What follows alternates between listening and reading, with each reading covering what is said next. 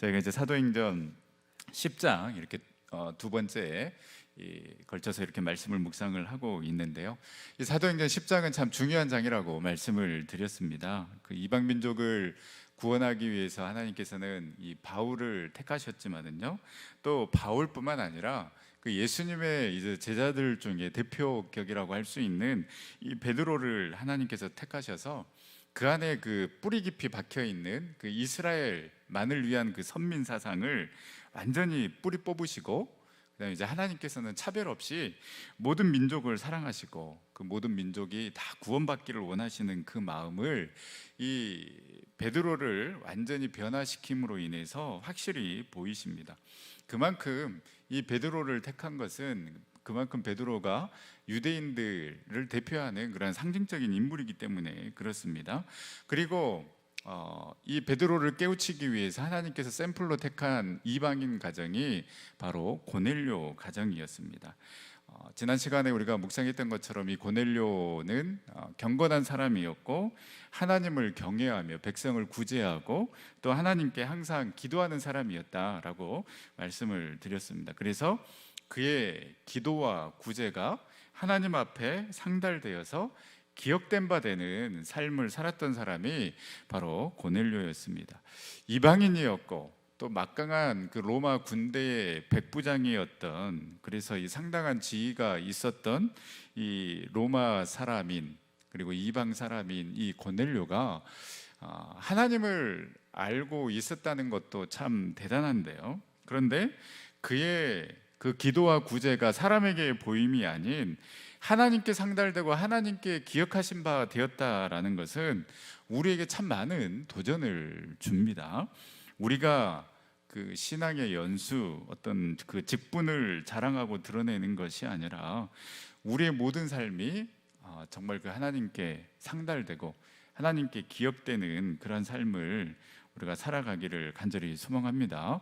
결국 우리가 고넬료와 같은 그러한 삶을 살아가기 위해서, 그래서 하나님께 정말 상달되고 그 다음에 우리의 어떤 그 믿음이 그리고 하나님 기도가 하나님 앞에 기억된 바 되는 그런 삶을 살아가기 위해서는 우리가 삶의 자리에서 얼마나 하나님을 찾고 또 얼마나 하나님을 예배하고 그리고 이 코람데오의 정신, 즉 늘 그 하나님 앞에 서 있는 자처럼 살아가느냐가 참 중요합니다. 이 성전에서는 우리가 얼마든지 거룩하게 예배 드릴 수 있고 또 이 거룩한 척 할 수 있습니다. 그러나 이 성전을 떠나서 삶의 자리에서 우리의 삶이 예배가 되고 또 우리의 삶이 기도가 되고, 그래서 우리의 말과 행동이 정말 그리스도인다울 때에, 그래서 예수의 향기가 드러나게 될 때에 사람들도 인정하고 하나님도 인정하는 그러한 우리의 신앙과 믿음이 될 줄 믿습니다. 이렇게 경건한 사람이었고 하나님 앞에 의인이었고 또 많은 백성들을 구제하고 그리고 늘 그 하나님 앞에 기도하였던 이 고넬료에게 하나님께서 나타나십니다. 그 환상 중에 나타나시는데 그 시간이 우리나라 시간으로 이제 오후 3시라고 말씀을 드렸습니다. 오후 3시면 정말 그 한참 근무하고 있을 때이지 않겠습니까? 그런데 하나님께서는 그 시공을 초월하셔서 그 가운데 고넬료 가운데 역사하셨다라는 것이죠. 우리는 그 착각을 하는 게 이 성전 안에만 계신 하나님으로 우리는 착각을 하고, 그래서 이 성전에서는 거룩하게 예배드리고 또 이제 밖에 나가서는 우리 마음대로 살아가는 그러한 삶을 살아갔던 사람이 고넬료가 아니었다라는 것이죠. 그래서 그 오후 3시에 하나님께서 이 고넬료에게 나타났다라는 것은 정말 언제 어느 때든지 하나님께서는 우리와 함께 하시고 또 우리 가운데 말씀해 주신다라는 것, 그래서 시공을 초월하여서 언제든지 우리에게 말씀하시고 나타나십니다. 그래서 성전 안에만 갇혀 있는 그런 하나님을 우리가 생각해서는 안 된다라고 말씀을 드렸습니다. 이 고넬료에게 나타나서 이제 욥바로 가서 이 베드로라는 이 시몬을 청하라라고 말씀하십니다. 그리고 오늘 우리가 읽은 이제 본문 말씀에 보면 이 고넬료에게 나타났을 뿐만 아니라 이제 베드로에게도 하나님께서 환상으로 이렇게 보여주십니다. 만약에 이 고넬료에게만 나타나 가지고 이 하인들을 보내서 베드로에게 우리 주인이 당신을 청하라고 합니다 라고 이렇게 했다라면 베드로는 아마 쉽게 가지 않았을 것 같아요. 내가 왜 당신 주인한테 가야 되느냐, 이방인이고 로마 사람인데 나 갈 필요를 못 느끼겠다. 분명히 아마 베드로는 그렇게 생각을 했을 것입니다. 이런 생각, 이런 마음이 있었기 때문에 그 고넬료가 보인 그 하인들이 했을 때에 하나님께서 환상으로 보여주신 것입니다. 그 11절 13절 말씀에 보면 하늘이 열리며 한 그릇이 내려오는 것을 보니 큰 보자기 같고 네 기를 메어 땅에 들이었더라. 그 안에는 땅에 있는 각종 네 발 가진 짐승과 기는 것과 공중에 나는 것들이 있더라. 또 소리가 있으되 베드로야 일어나 잡아 먹으라 하거늘. 이 베드로가 이제 환상을 보는데 이 큰 보자기가 내려옵니다. 그런데 이 보자기 안에 네 발 가진 짐승, 그리고 짐승의 기는 것과 공중에 이 나는 것들이 있습니다. 그런데 그것을 잡아 먹으라 라고 이렇게 음성이 들려오니까 베드로가 어떻게 반응을 합니까? 14절 말씀에 보면 베드로가 이르되 주여 그럴 수 없나이다. 속되고 깨끗이 아니한 것을 내가 결코 먹지 아니하였다 한데, 그러니까 사실 어떻게 보면 이 베드로는 너무나도 지극한 당연한 그 반응을 지금 하고 있는 것입니다. 왜냐하면 이 베드로가 보는 이 보자기 안에는 이방인들이 먹거나 우상에가 제사 드릴 때 사용하는 그 동물들이 들어 있었기 때문에, 그래서 이 율법적으로 봤을 때는 굉장히 어떤 더러운 그러한 짐승들이기 때문에 이거를 만질 수도 없고 먹을 수도 없는 것입니다. 그래서 이 베드로의 반응은 너무나도 당연한 겁니다. 그럴 수 없습니다. 나는 이 속되고 깨끗하지 아니한 것을 내가 결코 먹지 아니하였습니다 라고 이렇게 베드로가 이야기를 합니다. 너무나도 당연한 반응인데 다시 한번 하나님께서 말씀을 주십니다. 우리 15절 말씀 다 같이 한번 읽겠습니다. 시작. 또 두 번째 소리가 있으되 하나님께서 깨끗하게 하신 것을 네가 속되다 하지 말라 하더라. 이 베드로 환상의 핵심 말씀이라고 할 수 있습니다. 그리고 이 베드로의 편견을 바로잡고 아집과 그 고집을 꺾는 말씀이 바로 오늘 15절 말씀입니다. 두 번째 소리가 있으되 하나님께서 깨끗하게 하신 것을 네가 속되다 하지 말라. 하나님께서 깨끗하게 하신 것을 네가 속되다고 하지 말라.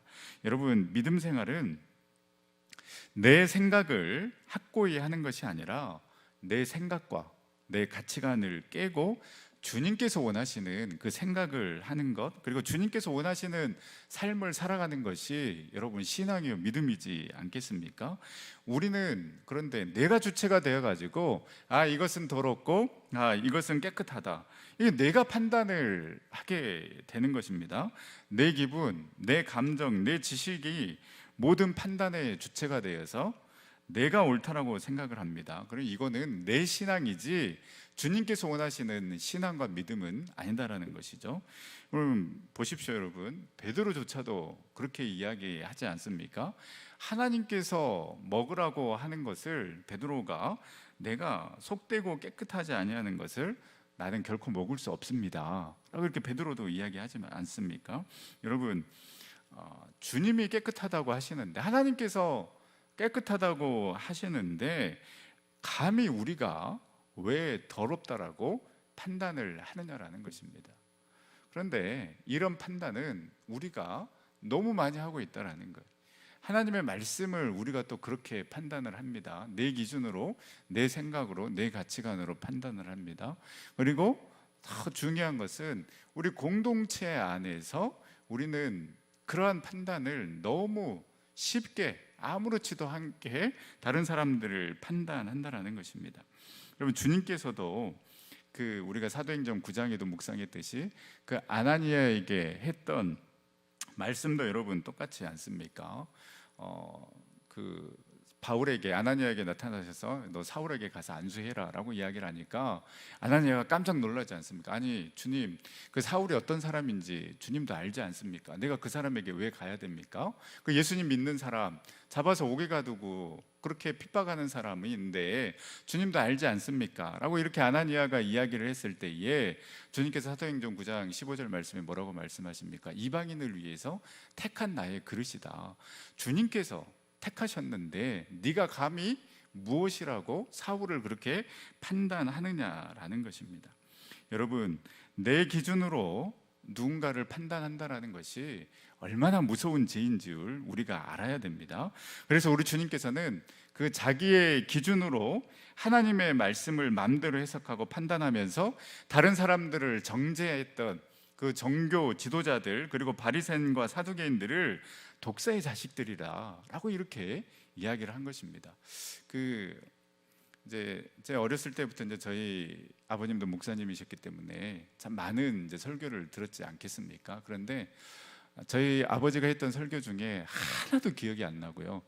딱 이 한마디 기억나는데 그게 뭐냐면 왜 예수님께서 이 종교 지도자들, 이 외식하고 있는 이 바리새인들, 사두개인들 왜 독사의 자식들이라고 한 줄 아느냐?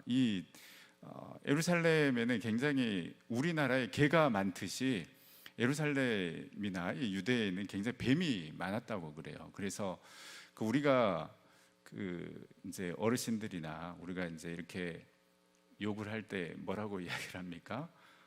도구 이렇게 욕을 하지 않습니까? 그만큼 이제 개가 많기 때문에 그렇게 이제 욕을 한다라는 것이죠. 희한하게 다른 설교는 아무나도 기억이 안 나는데 이스라엘은 뱀이 많기 때문에 이 독사의 자식들이라고 예수님께서 그렇게 책망을 하셨다라는 거예요. 그래서 예수님이 우리나라에 왔으면은 당연히 우리나라에는 개가 많기 때문에 이렇게 했을 것이다. 그 한마디만 저희 아버지 설교 중에 기억이 나더라고요. 이제 독사의 자식들이라고 이렇게 한 걸 보니까 갑자기 생각이 나서 말씀을 드렸습니다. 그만큼 예수님께서는 화가 나신 것이죠. 우리도 마찬가지입니다. 여러분, 신앙생활을 하면 할수록 그 말씀 앞에 겸손해져서 나도 죄인인데 나도 그렇게 살지 못하는데 내가 누구를 판단하고 정죄할 수 있겠느냐라고 하면서 모든 사람들을 품는 사람이 있고 또 하나님의 말씀은 없고 오로지 자기 자신의 공로와 업적만 남아서 이렇게 해야 된다 저렇게 해야 된다라고 이렇게 지적만 하는 사람들이 있습니다. 여러분, 내 모든 판단의 주체가 내가 되지 아니하고 그 모든 판단의 주체가 하나님이 될 수 있기를 간절히 소망합니다. 여러분, 우리가 곰곰이 생각해 보면은요, 우리가 무슨 대단한 이론이나 사상 가지고 우리가 싸우거나 판단하지 않습니다. 물론 정치적인 이견이 있을 수 있지만은요, 그거는 그것대로 인정을 해야 됩니다. 그런데 진짜 바뀌지 않는 게 무엇이냐면 사람에 대한 편견, 판단입니다. 결국 이 베드로도 이 마음 깊이 박혀 있는 사상은 무엇입니까? 이방인은 안 된다라는 거예요. 이방인의 구원은 있을 수 없다라는 것. 이것이 베드로의 그리고 유대인들의 그 뿌리 깊이 박혀 있는 그런 선민 사상 아니겠습니까? 그럼 베드로가 어떤 사람입니까? 예수님의 수제자입니다. 그리고 물론 예수님을 3번 부인했지만 그러나 다시 부활하신 주님을 만나고 성령을 경험하여서 성령 충만하여서 말씀을 전했을 때 3,000명, 5,000명이 회개하는 능력의 말씀을 전했던 베드로입니다. 안진뱅이를 일으켰습니다. 놀라운 기적을 경험했던 사람입니다. 또 죽었던 사람을 살렸던 그러한 사람이 바로 베드로입니다. 근데 이렇게 능력이 많은 누구보다도 그 주님의 뜻과 마음을 잘 알 것 같은 베드로도 유대인의 그 뿌리 깊은 선민 사상이 박혀 있어가지고 그 능력을 행했던 베드로도 이방인의 구원은 안 된다라는 거예요. 그러니까 오죽했으면 우리 주님께서 이렇게 환상을 보여주시면서 그 베드로를 깨우치기 위해서 이렇게 일하셨겠느냐라는 것입니다. 하나님은 사랑이신데 예수님께서는 유대인들만을 구원하기 위해서 십자가에 달려 죽으신 건 아닌데 성령을 받고 기적을 행하고 능력 있게 말씀을 전했던 베드로를 비롯한 그 예수님의 제자들 또한 이런 생각에서 조금도 벗어나지 못했다라는 것입니다. 사람을 향한 이 편견과 판단이 얼마나 무섭고 얼마나 질기고 얼마나 오래 간다라는 것을 알 수가 있습니다. 여러분, 하나님의 마음으로, 주님의 마음으로 우리의 공동체에 속해 있는 그 한 분 한 분을 바라보면서 모든 이들을 정말로 품을 수 있는 저와 여러분들 될 수 있기를 간절히 소망합니다. 이 사람은 이래서 안 되고, 저 사람은 저래서 안 되고, 이 사람은 다른 편이니까 안 되고, 또 이 사람은 다른 교회에서 왔으니까 안 되고, 이런 마음으로 우리가 신앙생활을 한다면 여러분, 어찌 우리가 하나 될 수 있겠습니까? 여러분, 지금 우리 전성교회에 함께 신앙생활하고 있는 분들은 다 소중한 분들입니다. 그래서 어느 편에 섰던 간에 모두가 다 그 나름의 아픔을 이겨내고 지금 남아있는 분들인데, 우리가 여기에서 또 다시 편을 갈라서야 되겠습니까? 우리 모두의 아픔입니다. 그 아픔을 함께한 사람들입니다. 그래서 나도 힘들었지만 당신도 힘들었지, 이 한마디면 되지 않겠습니까? 그리고 당신 내 모습, 내 행동, 내 말에 상처받았지, 미안하다라고. 여러분, 이 한마디면 우리가 하나 될 수 있지 않겠습니까? 우리가 베드로에게 말씀하신 그 주님의 음성을 우리가 잘 기억했으면 좋겠습니다. 하나님께서 깨끗하다고 하신 것을 네가 속되다 하지 말라 하더라. 하나님이 깨끗하다고 하시는데 감히 우리가 무엇이라고 하나님보다 앞서서 그 사람들을 판단하고 정죄하느냐라는 것입니다. 왜 사람들을 또 갈라치게 하느냐라는 것입니다.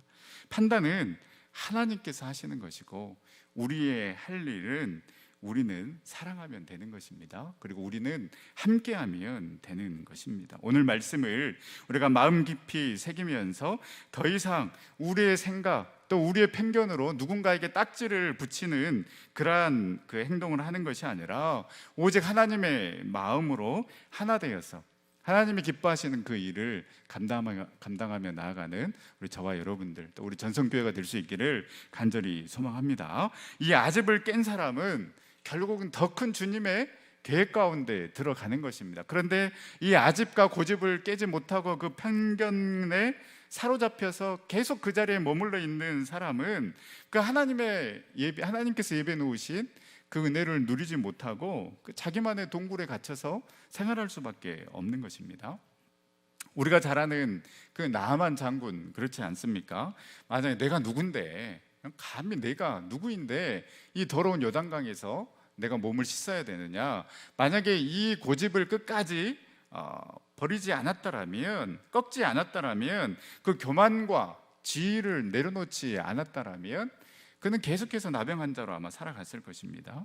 사실 이 베드로도 이미 누가복음 5장에서 경험을 했습니다. 나의 생각, 나의 고집, 나의 경험을 내려놨을 때에 어떠한 기적을 경험했는지 예수님께서 베드로를 불렀을 때 그 누가복음 5장에 이미 경험한 것 아니겠습니까? 밤새도록 수고하였지만 아무것도 잡은 것이 없었습니다. 그런데 우리 주님께서 나타나셔서 그 베드로에게 깊은 데로 가서 그물을 던져라 라고 이야기를 합니다. 제가 주일에도 한번 말씀을 드렸지만은요, 이 예수님의 말씀은 세 가지가 틀렸습니다. 사람이 틀렸고, 장소가 틀렸고, 시간이 틀렸습니다. 사람은 왜 틀렸습니까? 감히 전문 고기잡이인 베드로에게 목수 아들인 예수가 이래라 저래라 하는 것, 이게 맞지 않는 거죠. 사람이 틀렸고요. 시간이 틀렸습니다. 이미 아침에 그물을 다 씻어버렸습니다. 아침에 그물을 던지는 게 아니지 않습니까? 그 다음에 또 깊은 곳에 가서 그물을 던지는 게 아니라는 거예요. 사람이 틀렸고, 시간이 틀렸고, 장소가 틀렸습니다. 그런데 베드로가 뭐라고 이야기를 합니까? 밤이 새도록 수고했지만 아무것도 잡은 것이 없지만 말씀에 의지하여 내가 그물을 내리겠습니다.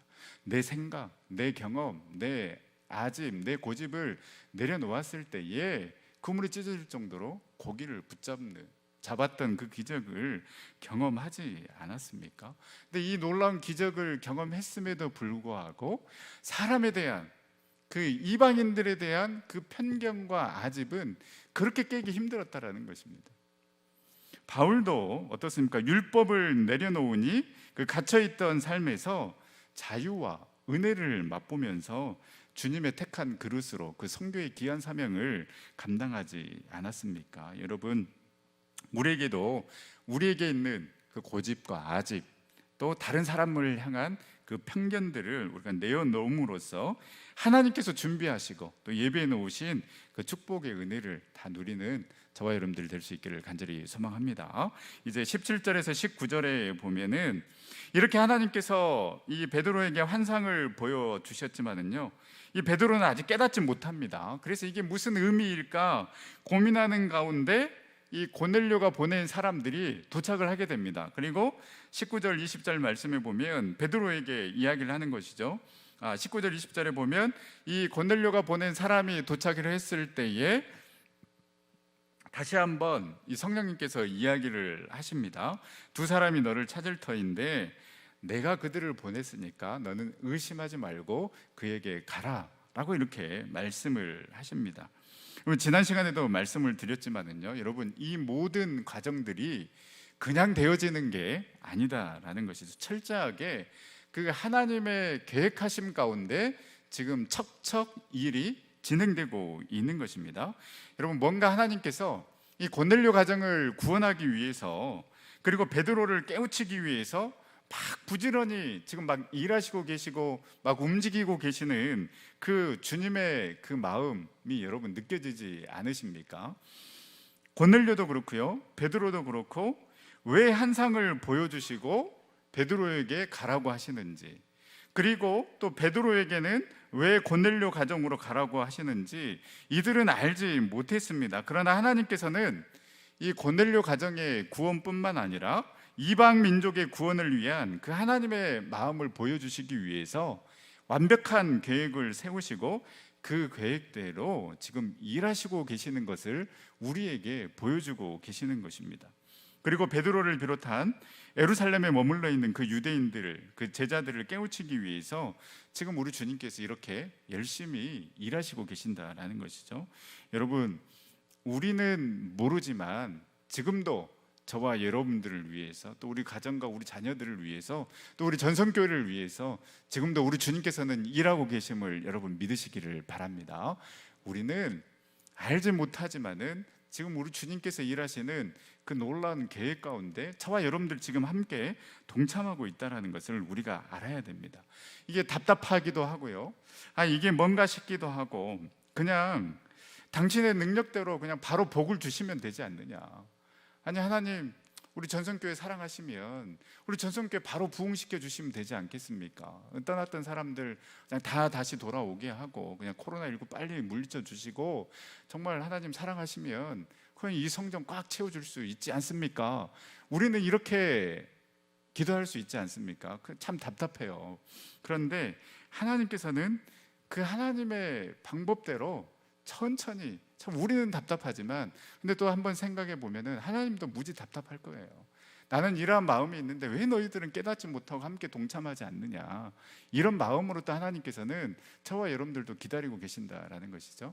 우리가 새벽에 요셉을 묵상하고 있지 않습니까? 아니, 우리는 이런 생각을 할 수 있습니다. 아니, 하나님 꿈을 보여주셨으면 바로 그 꿈 이룰 수 있도록 하나님은 얼마든지 하실 수 있지 않습니까? 이런 생각이 드는데 왜 형들의 미움을 받게 하고 물 없는 구덩이에 빠지게 하고 또 노예로 팔려가게 하고 또 노예에서 또 감옥으로 갇히게 하고 또 그 감옥에서 2년을 더 기다리게 하시고, 왜 하나님 정말 힘들게 이런 과정을 거치십니까? 그 능력의 하나님께서 그냥 요셉 바로 그냥 총리로 올라가게 하시면 되지 않습니까? 이런 생각 우리가 할 수 있습니다. 모세는 또 어떻습니까? 애굽에서 포로로 잡혀 있는 그 이스라엘 백성들, 너무나도 힘들게 그 고역을 하고 있는 그 이스라엘 백성들이 하나님 앞에 간구를 하니 하나님께서 출애굽기 2장에 보면 내가 너희들의 그 고통과 아픔과 슬픔을 보고 듣고 알고 있다라고 하나님께서 말씀을 하십니다. 그러면 어떻습니까? 그 이스라엘 민족 그 430년 동안 그 바로의 억압 가운데 있었던 그 아픔과 슬픔, 고통을 우리 주님께서 아신다라면 그냥 바로를 바로 KO패 시키고 그 이스라엘 백성들 출애굽시키면 되지 않습니까? 근데 하나님께서 하신 방법은 뭡니까? 그때 보고 듣고 알고 계신다라는 그 하나님께서 하신다라는 일이 무엇이냐면 그때 이제 모세를 태어나게 하는 거예요.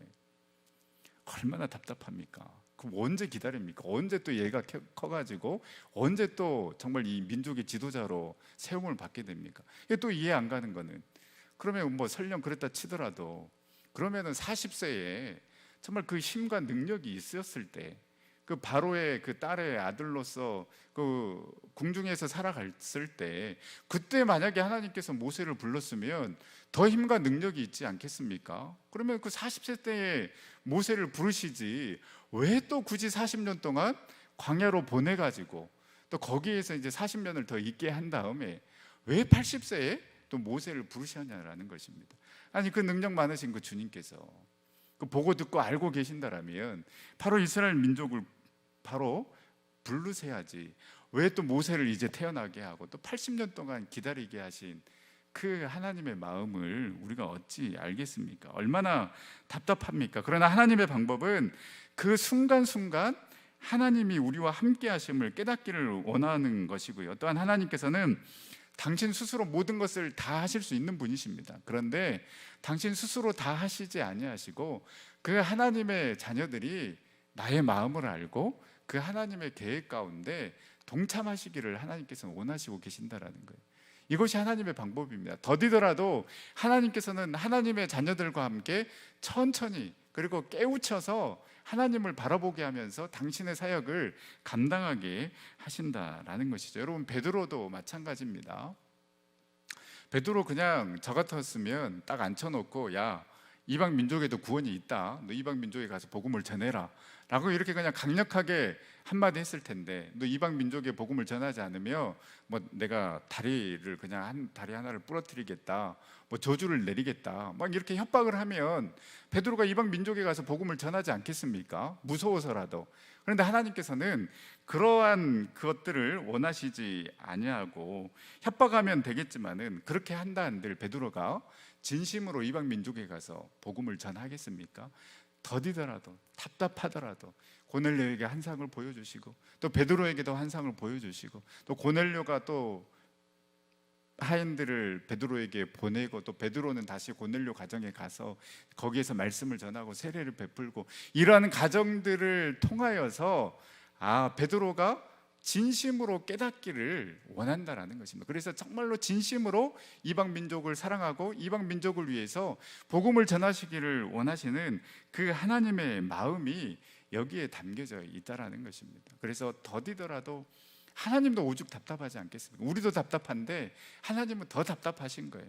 그렇지만 부족하고 연약한 저희들이 깨닫고 그 하나님의 사역에 동참하기를 원하시는 그 하나님의 마음을 저와 여러분들이 알아야 되지 않겠습니까? 그래서 정말 그 하나님의 사역 가운데 동참하는 저와 여러분들이 될 수 있기를 간절히 소망합니다. 이렇게 베드로가 환상을 보고 또 고넬료가 보낸 그 사람들이 찾아오면서 이게 무슨 일인가 의아해하고 궁금해하고 있을 때에 하나님께서 베드로에게 주신 말씀이 바로 19절 20절 말씀인데요, 우리 오늘 본문 19절 20절 말씀을 우리 다시 한번 읽어보도록 하겠습니다. 시작. 베드로가 그 환상에 대하여 생각할 때에 성령께서 그에게 말씀하시되 두 사람이 너를 찾으니 일어나 내려가 의심하지 말고 함께 가라, 내가 그들을 보내었느니라 하시니. 베드로가 이 하나님께서 보여주신 그 환상이 도무지 이해가 안 가는 거예요. 이게 무슨 의미일까 생각하는데 이때 누가 말씀하셨습니까? 베드로가 그 환상에 대하여 생각할 때에 누가 그에게 말씀하시되 성령께서 그에게 말씀하시되 여러분, 결국 우리의 영안이 열리고 이 답답한 부분이 깨우쳐지고 하나님의 뜻을 깨달을 수 있는 것은 다른 것이 없습니다. 성령님께서 우리에게 말씀해 주셔야 되고요, 성령님께서 우리를 깨우쳐 주셔야 우리가 하나님의 말씀을 깨닫고 그 깨닫은 말씀을 우리가 순종하게 된 줄 여러분 믿으시기를 바랍니다. 그렇기 때문에 우리가 성령의 도우심을 구해야 한다라는 것이죠. 성령께서 그에게 말씀하시다. 성령께서 베드로에게 말씀해 주셨기 때문에 베드로가 이 환상이 이러한 의미였구나라는 것을 깨우칠 수 있었던 것입니다. 성령의 역할이 바로 이렇게 깨우쳐 주시는 것입니다. 요한복음 14장 26절 말씀, 요한복음 14장 26절의 말씀에 보면 보혜사 곧 아버지께서 내 이름으로 보내실 성령, 그가 너희에게 모든 것을 가르치고 내가 너희에게 말한 모든 것을 생각나게 하리라. 우리의 지식과 지혜로 어찌 그 하나님의 깊고 오묘한 말씀을 우리가 깨달을 수 있겠습니까? 베드로도 그 성령에 충만한 그 베드로도 그 환상을 보고 무슨 의미인가 고민하고 생각하는데 우리는 뭐 말할 것도 없지 않겠습니까? 그래서 우리는 이 성령의 도우심을 간절히 구하면서 나아가야 합니다. 우리의 지식이 한계가 있기 때문이요, 또 아무리 우리의 지식이 풍족하다 한들 하늘의 지식, 영적인 지식과 이 영적인 지식은 차원이 다른, 세상과는 차원이 다른 영역이기 때문에 반드시 성령님께서 우리를 깨우쳐 주시고 성령님께서 우리를 조명해 주셔야지만이 이 하나님의 말씀을 깨달을 수 있고 이 깨달은 말씀을 실천할 수 있다라는 것입니다. 아무리 세상 지식이 많다고 해서요, 이 하나님의 말씀을 밝게 깨닫는 게 아닙니다. 또 세상 지식이 짧다 한들 이 하나님의 말씀을 우리가 이해하지 못할 이유가 없는 거예요. 성령님께서 깨우쳐 주시고 성령님께서 조명해 주시면 우리 깊고 오묘한 이 말씀을 깨닫게 되고요, 그 힘과 능력으로 우리가 살아가게 될 줄 믿습니다. 바로 주님께서 베드로에게 요구하신 것이 바로 이것입니다. 성령님께서 깨닫게 하셔서 말씀하여 주셨고, 그리고 20절 말씀에 보면 일어나 내려가 의심하지 말고 함께 가라, 내가 그들을 보내었느니라 하시니, 깨달았다라면 이제 지체하지 말고 그 하나님 말씀에 순종하라라고 말씀하고 있는 것입니다. 깨닫고 여러분 만약에 순종하지 아니하면 아무런 의미가 없는 것입니다. 순종하는 그 자리까지 온전히 나아가야지만이 하나님의 뜻을 이루는 것입니다. 저와 여러분들이 이러한 그 신령한 은사를 구할 수 있기를 간절히 소망합니다. 사모하는 자에게 임하는 것입니다. 우리가 구해야 될 것들이 참 많이 있지만 정말 하나님, 정말 성령님께서 우리의 삶 가운데 함께하여 주셔서 정말 이 하나님의 말씀을 말씀대로 깨닫고 또 깨달을 뿐만 아니라 이 하나님의 말씀을 실천할 수 있도록 성령님께서 우리를 깨우쳐 주시고 조명해 달라고, 우리가 이러한 그 간구를 하면서 하나님 앞에 나아갈 수 있기를 간절히 소망합니다. 여러분, 이것이 얼마나 귀한 축복이냐면 이 바울도 에베소 교회 교인들을 위해서 기도할 때에 이런 기도를 드립니다. 이미 주일날 제가 또 이 말씀 말씀을 이미 나눴는데요, 에베소서 1장 우리 17절 19절 말씀을 다 같이 한번 읽어보도록 하겠습니다. 시작. 우리 주 예수 그리스도의 하나님 영광의 아버지께서 지혜와 계시의 영을 너희에게 주사 하나님을 알게 하시고 너희 마음의 눈을 밝히사 그의 부르심의 소망이 무엇이며 성도 안에서 그 기업의 영광의 풍성함이 무엇이며 그의 힘의 위력으로 역사하심을 따라 믿는 우리에게 베푸신 능력이 지극히 크심이 어떠한 것을 너희로 알게 하시기를 구하노라. 아멘. 바울이 감옥에 있으면서 이 에베소 교회 교인들을 위해서 기도하면서 기도했던 그 내용이 에베소서 1장 17절에서 19절 말씀인데요, 여러분 이 말씀이 그냥 딱딱딱 떨어져 있는 말씀이 아니라 다 연결이 되어 있는 말씀입니다. 우리 주 예수 그리스도의 하나님 영광의 아버지께서 지혜와 계시의 영을 너희에게 주사, 즉 이 지혜와 계시의 영은 무엇입니까? 성령이지 않겠습니까? 성령님께서 너희와 함께 하셔서 무엇을 알게 하시고 하나님을 알게 하시고, 그러니까 우리의 지혜와 우리의 능력으로 우리는 이 하나님의 뜻, 하나님의 계획을 알 수 없다라는 것입니다. 그래서 이 지혜와 계시의 영을 우리에게 허락하여 주셔서 하나님을 알게 하여 주시옵소서.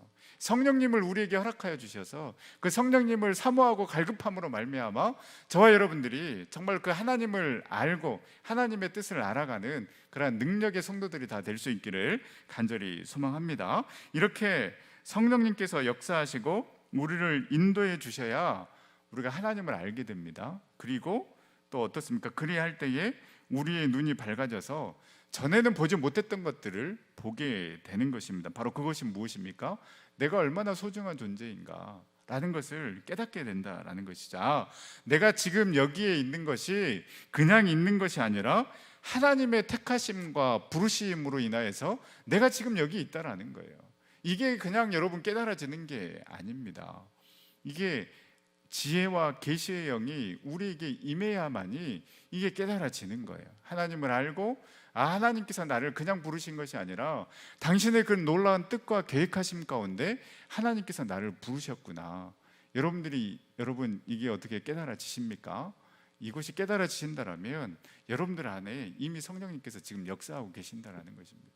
그래서 이것이 깨달아지면 하나님께서 예배해 놓으신 그 풍성한 그 기업의 풍성함이 있기 때문에 이 세상의 것에 미련을 두지 않는다라는 거예요.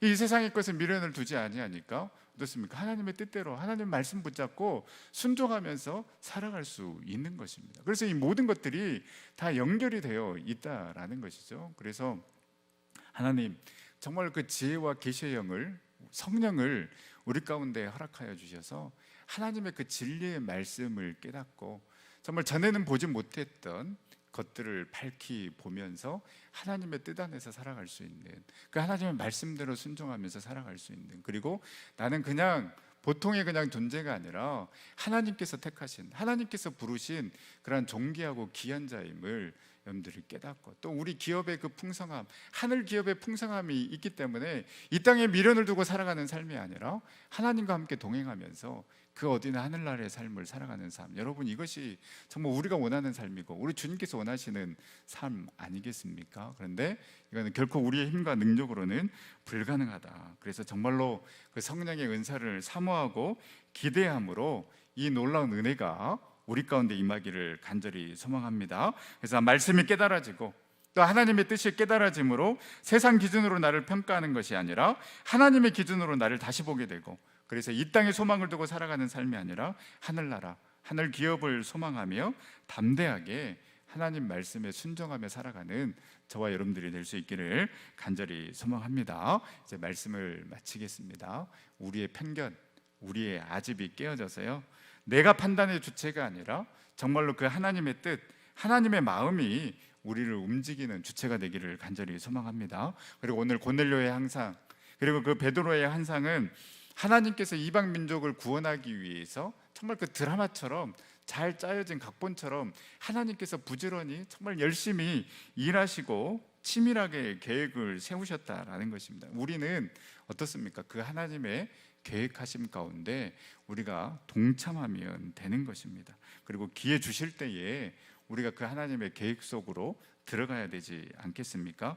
그러기 위해서는 우리가 성령의 능력으로 하나님의 말씀을 깨달아야 됩니다. 그 하나님의 말씀을 깨닫고 그 깨닫는 그 말씀에 순종하는 삶을 살아가야지만이 우리는 그 하나님의 계획 가운데 동참할 수 있다라는 것입니다. 그래서 이러한 삶을 통하여서 늘 하나님의 기쁨이 되는, 또 하나님의 놀라운 능력을 경험하는 저와 여러분들이 될 수 있기를 간절히 소망합니다. 기도하겠습니다. 사랑과 은혜 하나님, 참으로 감사를 드립니다. 이 수요일 저녁에도 저희들 불러주시고 또 우리 주님 앞에 나와 예배드리게 하여 주시니 참으로 감사를 드립니다. 주님, 우리의 믿음이 내 생각을 확고히 하는 것이 아니라 내 편견과 고집, 아집을 깨고 주님께서 원하시는 그러한 생각을 하고 주님께서 기뻐하시는 삶을 살아가는 성도가 되게 하여 주시옵소서. 하나님이 깨끗하게 하신 것을 우리가 더럽다고 판단하고 정죄하지 않게 하여 주시옵시고, 내가 판단의 주체가 되는 것이 아니라 오직 우리 주님만이 판단의 주체가 되어서 주님의 마음으로 사랑하고 주님의 마음으로 살아가는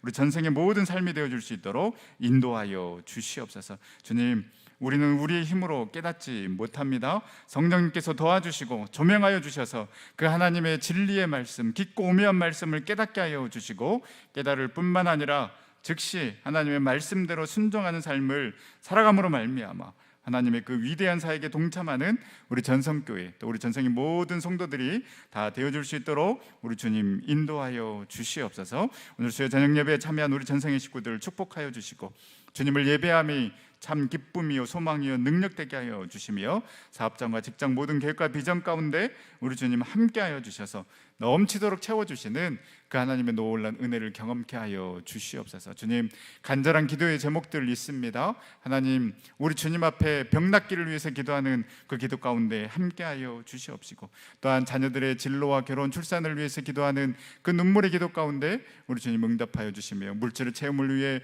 관계 회복을 위해 또 사랑하는 사람들의 그 구원을 위해서 눈물로 기도하는 그 기도 가운데 우리 주님 응답하여 주셔서 하나님의 살아계심과 하나님의 일하심을 경험하는 우리 전생의 모든 성도들 다 되어줄 수 있도록 인도하여 주시옵소서. 주님, 코로나19로 너무나도 힘든 삶을 살아가고 있습니다. 하나님, 힘든 삶 가운데 우리 주님 함께하여 주시고, 또 주님께서 주신 능력으로 이 힘들고 어려운 시기 잘 이겨내고 극복해 나갈 수 있도록 인도하여 주시옵소서. 주님, 코로나19 하루빨리 잠잠해질 수 있도록 인도하여 주시옵시고, 그리하여서 하루빨리 마음껏 교제하며 예배하는 날이 올 수 있도록 인도하여 주시옵소서. 우리 전성교회 우리 주님께서 축복하여 주시옵시고, 하나님의 놀라운 회복의 역사가 우리 교회 가운데 일어나서 한 마음 한 뜻으로 새해를 행하실 그 주님을 기대하며 나아가는, 그래서 하나님께서 예배 놓으신 그 놀라운 부흥을 경험하는 우리 전성교회 되어줄 수 있도록 인도하여 주시옵소서. 모든 영광 온전히 주님 앞에 올려드리오며 돌아가신 예수님의 이름으로 기도드립니다.